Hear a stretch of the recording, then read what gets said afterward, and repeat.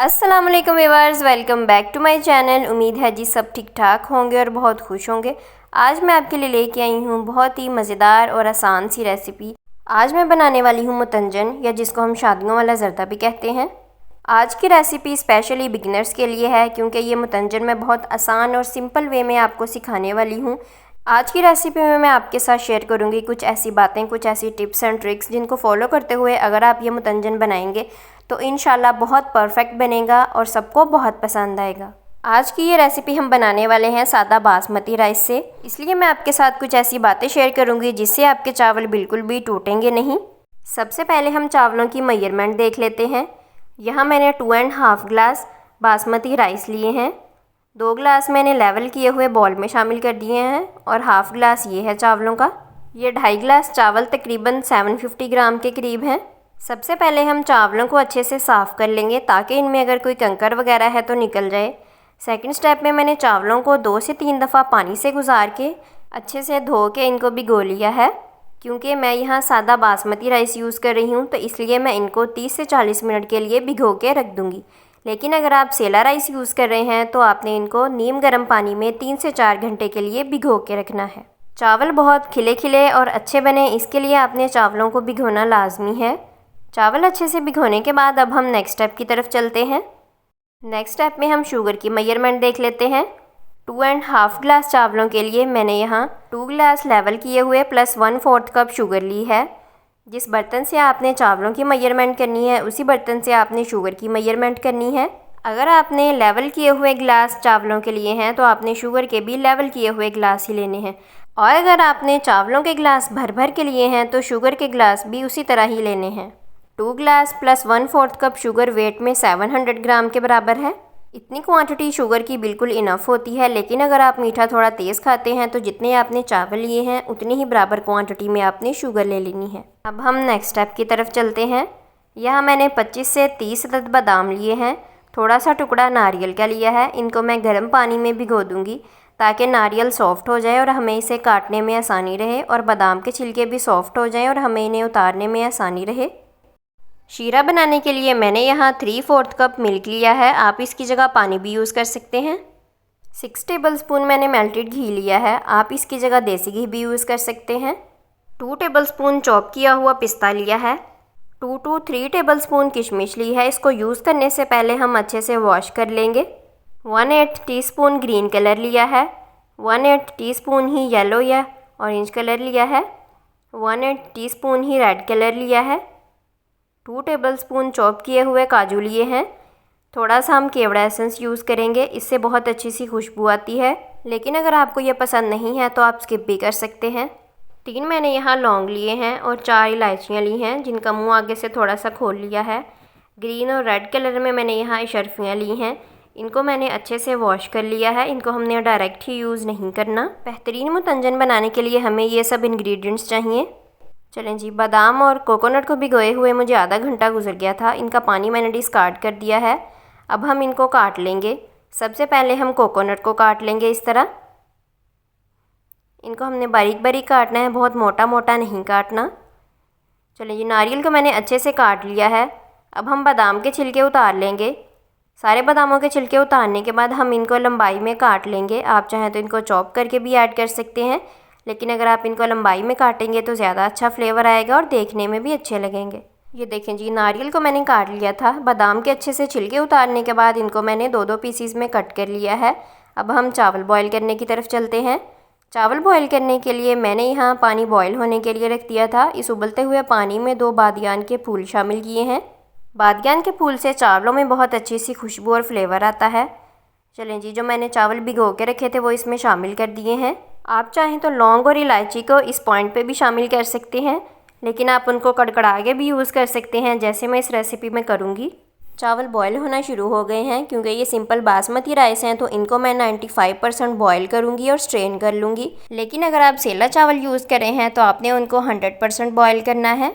जब हम चावलों में शीरा डाल के पकाते हैं तो चावल मज़ीद कड़ाव की तरफ चले जाते हैं, इसलिए अगर आप सेला चावलों को 100% बॉयल नहीं करेंगे तो शीरे में पकाने के बाद मज़ीद हार्ड हो जाएंगे। देखें जी, चावलों को मैंने अच्छे से बॉईल करने के बाद स्ट्रेन कर लिया है। आप लोग देख सकते हैं, इनको मैंने 95% बॉईल किया है। اب ہم نے اس میں کوئی چمچ وغیرہ نہیں چلانا، اس کو ایسے ہی سائڈ پہ رکھ دیں گے اور نیکسٹ اسٹیپ کی طرف چلتے ہیں۔ نیکسٹ اسٹیپ میں ہم کلرز کو ڈیزولو کر لیں گے، کیونکہ یہ پاؤڈر کلر ہیں تو ان کو ڈیزولو کرنے کے لیے میں 1 ٹیبل اسپون پانی شامل کروں گی اور ان کو اچھے سے ڈیزولو کر لوں گی تاکہ پانی اور کلر آپس میں اچھے سے مکس ہو جائیں، جو ان کی پاؤڈری سی فارم ہے وہ بالکل ڈیزولو ہو جائے۔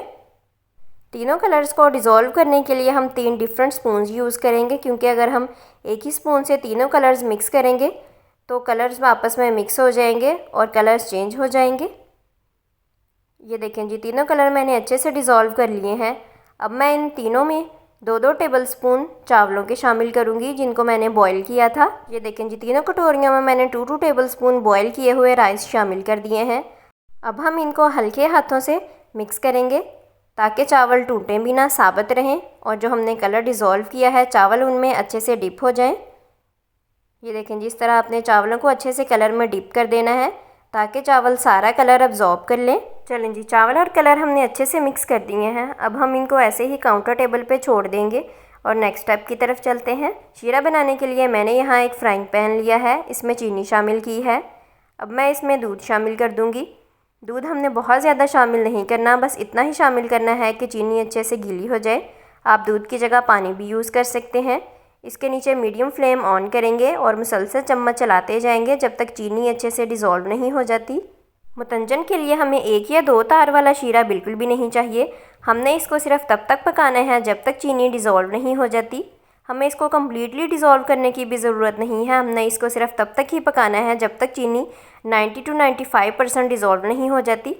اس میں مسلسل چمچ چلاتے جائیں گے اور میڈیم فلیم پہ پکاتے جائیں گے جب تک چینی ڈیزولو ہو جائے گی۔ یہ دیکھیں جی، چینی ڈیزولو ہونا شروع ہو گئی ہے، آلموسٹ 50% یہ ڈیزولو ہو گئی ہے۔ مزید ہم اس کو پکائیں گے جب تک اور چینی ڈیزولو نہیں ہو جاتی۔ یہ دیکھیں جی، اچھا سا ہمارا شیرہ بن کے تیار ہے۔ چینی اچھے سے ڈیزولو ہو گئی ہے، آپ لوگ دیکھ سکتے ہیں۔ بس اس میں تھوڑے بہت ہی چینی کے کرسٹلز باقی ہیں، مزید ہمیں اس کو پکانے کی ضرورت نہیں ہے۔ فلیم آف کریں گے اور چاول بنانے کی طرف چلتے ہیں۔ چاول بنانے کے لیے میں نے 1 عدد کڑاہی لی ہے، اس میں گھی شامل کروں گی۔ گھی شامل کرنے کے بعد میں اس میں سارے نٹس شامل کر دوں گی، کاجو، پستہ، بادام اور جو ناریل ہم نے کٹ کیے تھے، کشمش بھی ساتھ ہی شامل کر دیں گے۔ کشمش کو یوز کرنے سے پہلے ہمیشہ اچھے سے دھو لیا کریں تاکہ اس کے اوپر جو مٹی وغیرہ لگی ہے وہ اتر جائے۔ نٹس میں نے اس میں شامل کر دیے ہیں، اب میں ان کو تھوڑا سا روسٹ کر لوں گی جب تک ان کی ہلکی ہلکی سی پیاری سی خوشبو آنا نہیں شروع ہو جاتی۔ آپ چاہیں تو ان کو ایسے بھی ایڈ کر سکتے ہیں، لیکن روسٹ کرنے سے ان کا ٹیسٹ مزید انہینس ہو جاتا ہے۔ اگر آپ چاہتے ہیں کہ مزید اس کا ٹیسٹ اچھا ہے تو آپ ان کو الگ سے دیسی گھی میں بھی روسٹ کر سکتے ہیں۔ یہ دیکھیں جی، نٹس اچھے سے روسٹ ہو گئے ہیں، اب ہم ان کو الگ پلیٹ میں نکال لیں گے۔ نٹس کو میں نے الگ پلیٹ میں نکال لیا ہے، اسی گھی میں لونگ اور الائچی شامل کروں گی اور ان کو ہلکا سا کڑکڑا لوں گی۔ آپ چاہیں تو لونگ اور الائچی کو بوائلنگ پانی میں بھی شامل کر سکتے ہیں جہاں پہ ہم نے چاولوں کو بوائل کیا تھا۔ اگر آپ اس اسٹیپ کو فالو کرتے ہیں تو اس سے بھی بہت پیاری سی خوشبو اور فلیور آتا ہے۔ چلیں جی، لونگ اور الائچی کو میں نے ہلکا سا کڑکڑا لیا ہے، اب ہم اس میں بوائل کیے ہوئے چاول شامل کر دیں گے۔ چاولوں کو میں نے کڑاہی میں اچھے سے شامل کر دیا ہے، اب ہم اس میں تیار کیا ہوا شیرہ شامل کر دیں گے۔ شیرہ بھی میں نے شامل کر دیا ہے، اب ہم اس کو میڈیم فلیم پہ ایسے ہی پکائیں گے۔ چمچ آپ نے بہت دھیان سے، پیار سے، ہلکے ہاتھوں سے چلانا ہے۔ اگر آپ بہت زور سے چمچ چلائیں گے تو چاول ٹوٹ جائیں گے اور اچھے نہیں بنیں گے۔ جب ہم شیرے کو چاولوں میں شامل کرتے ہیں اور اس کو پکاتے ہیں تو یہ پانی ریلیز کرتے ہیں اور اسی پانی میں یہ پک کے تیار ہوتے ہیں۔ یہ دیکھیں جی، ہم ان کو ایسے ہی بغیر ڈھکن لگائے میڈیم فلیم پہ پکاتے جائیں گے جب تک ان کا 80% پانی ڈرائی نہیں ہو جاتا۔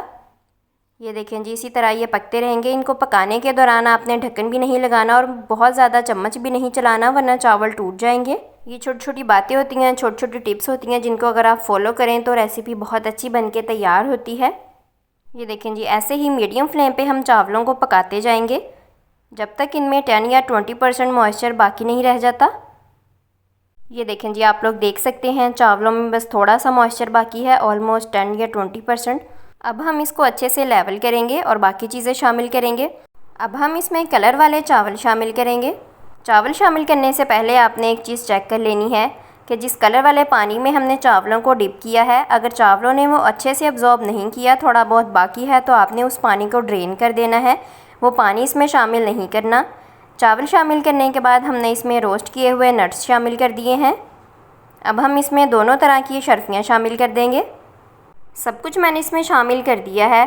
اب میں اس میں تھوڑے سے ڈراپس کیوڑا واٹر کے شامل کروں گی۔ ہم اس کو کیوڑا واٹر بھی کہتے ہیں، کیوڑا ایسنس بھی کہتے ہیں۔